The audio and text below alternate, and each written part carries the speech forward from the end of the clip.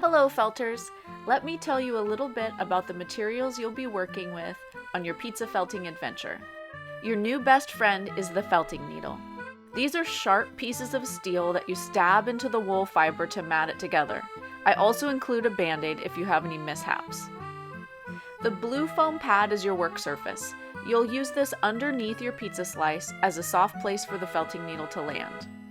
The material we're using is sheep's wool. I'll show you how to sculpt it three-dimensionally with the felting needle. The type of wool in your kit is called carded wool or wool roving. Your crust will be made out of a special puffy fabric called pre-felt. Pre-felt is made out of wool, just like the other fibers in your kit. Finally, there's a little piece of green felt that you'll use to make basil leaves. Now that you know about the materials you'll be using, you can start your pizza.